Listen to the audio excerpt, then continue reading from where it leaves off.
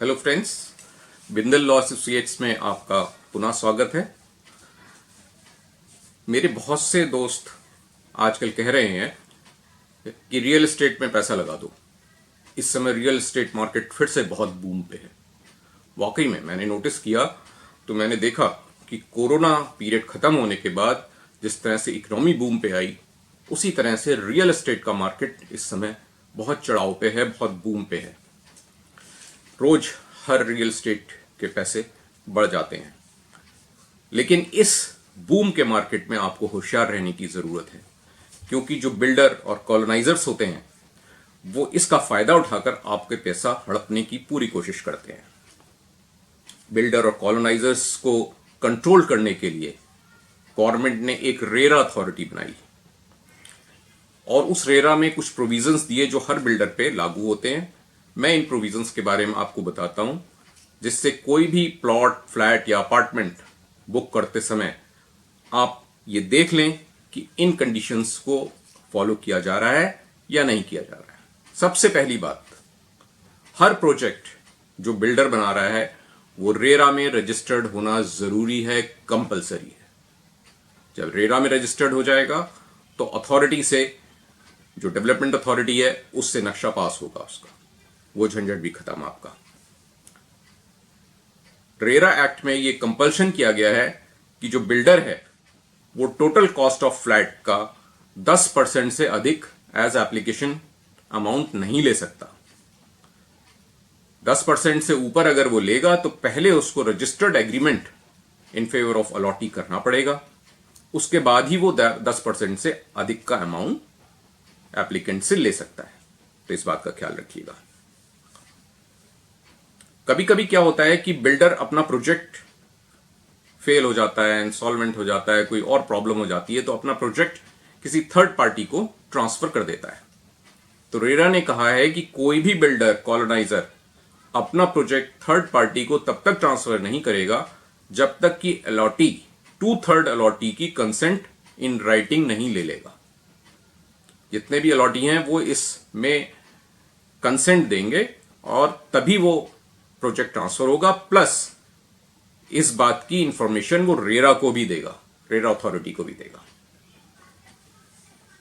Third party builder जब उस project को टेक ओवर करेगा तो जो ओरिजिनल टर्म्स एंड कंडीशन थी between first coloniser and the allottees, उसके अकॉर्डिंग ही प्रोजेक्ट को कंप्लीट करेगा। ना तो उसे समय का एक्सटेंशन मिलेगा, ना ही वो कुछ एक्स्ट्रा पैसे चार्ज कर सकेगा। हर बिल्डर अपने हर प्रोजेक्ट को इंश्योरेंस कंपनी से इंश्योर्ड कराएगा। उसमें कोई भी डिलेड कॉज होगी तो उसका भी इंश्योरेंस कंपनी में इंश्योरेंस होगा, या वो उसमें कोई टूट फूट होती है, कोई परेशानी होती है, कोई कमर्शियल वायबिलिटी होती है, उस सब का वो इंश्योरेंस कराएगा। और वो इंश्योरेंस जब पोजीशन हैंडओवर करेगा तो अलॉटीज को भी ट्रांसफर करेगा। प्रोजेक्ट कंप्लीट होने के बाद वो हर अलॉटी के फेवर में इंडिविजुअल सेल डीड करेगा, कन्वेंस डीड करेगा, और उस सेल डीड को सब रजिस्ट्रार ऑफिस में रजिस्टर्ड कराया जाएगा। ये बहुत इंपॉर्टेंट पॉइंट है, क्योंकि कुछ लोग क्या करते हैं बिल्डर्स की लीज डीड एग्जीक्यूट कर देते हैं, या पावर ऑफ अटॉर्नी दे देते हैं, राइट टू पोजीशन दे देते हैं, पोजीशन लेटर दे देते हैं। इसके बेसिस पे कोई भी प्रॉपर्टी ट्रांसफर नहीं होती है। प्रॉपर्टी ओरिजिनल बायर के ही नाम में रहेगी, यानी बिल्डर के नाम में रहेगी। तो आप इस चक्कर में मत पड़िएगा कभी भी। जब भी प्रोजेक्ट कंप्लीट हो, पैसे पूरे दें, उससे कहिए भाई सेल डीड करिए, और ये रेरा की टर्म्स एंड कंडीशन में भी आता है। जिस समय वो पूरा प्रोजेक्ट सारे अलॉटीज को ट्रांसफर कर देगा, उसके बाद हाउसिंग सोसाइटी बनाने का राइट होगा लोगों को, और वो सारे प्लान्स, जो भी उसका सैनिटरी का प्लान है, बिजली का प्लान है, जो डेवलपमेंट अथॉरिटी से नक्शा पास हुआ है, जितने भी उसके प्रॉपर्टी के डॉक्यूमेंट्स हैं जो उसने खरीदे थे, वो सब हाउसिंग सोसाइटी को हैंडओवर करेगा। ये जिम्मेदारी है उसकी। अगर काम समय से पूरा नहीं करेगा तो अलॉटीज को वो इनवाइट करेगा कि भाई मैं समय से पूरा नहीं कर पा रहा हूं, आप चाहो तो अपना पूरा पैसा मैं ब्याज के वापस ले लो।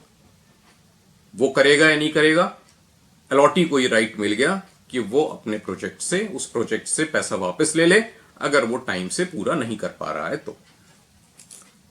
अगर उसके टाइटल में कोई डिफेक्ट होगा तो वो सारी बोरोवर्स को, सारे अलॉटीज को उस डिफेक्टिव टाइटल की वजह से जो उन्हें नुकसान हुआ है उसको कंपनसेट करेगा।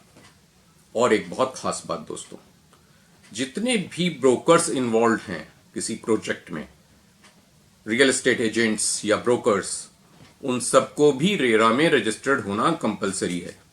तो आप अगर किसी ब्रोकर के थ्रू ये ट्रांजैक्शन कर रहे हैं तो ध्यान रखिएगा, उससे पूछिएगा पहले हमें वो लाइसेंस दिखलाइए, सर्टिफिकेट दिखलाइए जिसके अंतर्गत आप रेरा में रजिस्टर्ड हुए हैं। केवल रेरा रजिस्टर्ड ब्रोकर्स और रियल एस्टेट एजेंट से डील करिएगा, अन्यथा किसी अन्य व्यक्ति से डील मत करिएगा। तो मुझे उम्मीद है कि इन रूल्स रेगुलेशंस को फॉलो करते हुए आप अपना राइट प्रोटेक्ट करेंगे। Thank you so much.